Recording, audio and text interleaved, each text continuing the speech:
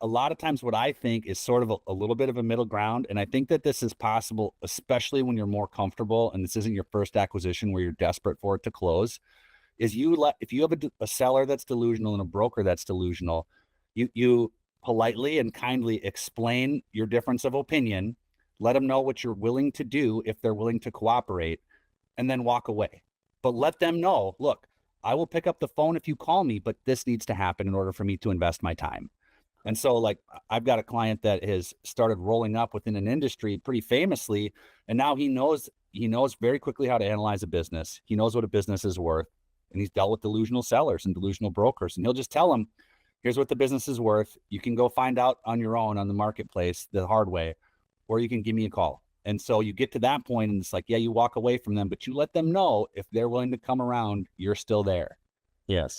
So that's one thing that I would just throw out there as a potential option to keep some opportunities open. Any advice around trying to capture that ERC, especially given that there's been a lot of fraud you want to kind of avoid?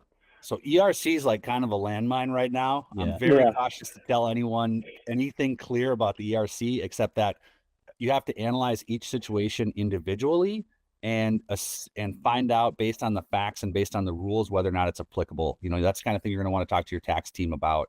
Sure. And like a good tax team. Don't talk to anyone that's like only going to make money off you if you can do the ERC credit, because we all know what they're going to say, right?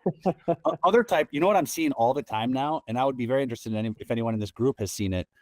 Those EIDL, those EIDL loans from a few years ago during COVID, those are looking really tasty right now, right? Because they're like at 3.75% and they still have like 27 years left on them.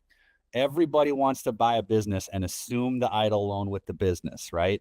The problem with that is it runs through Birmingham, Alabama and the SBA, and they have to consent to that assignment. And I've never heard of that being done, although it's theoretically possible. So a lot of people are like, oh, I want to do a stock sale, and then I can just assume this EIDL debt and it'll be fine. Well, here's the thing. You are technically, that's a default under the terms of the EIDL loan. So it can be done in theory if you can get the SBA to sign off on it. I just haven't seen that happen yet. But that's an example of another government program that is one that a buyer can take advantage of, or theoretically that seller has taken advantage of and buyer wants to take advantage of it. But easier said than done. So then there's the letter of the law and also like the difficulty of actually carrying that out in the real world. And that's the kind of thing where if you got a good admin staff, put someone on hold with the SBA for 7 hours. And if anyone can hammer it through, I will make you a celebrity on Twitter, because everybody wants those EIDL loans to carry over and they just want to figure out a way to get it done. But I've never seen it done yet.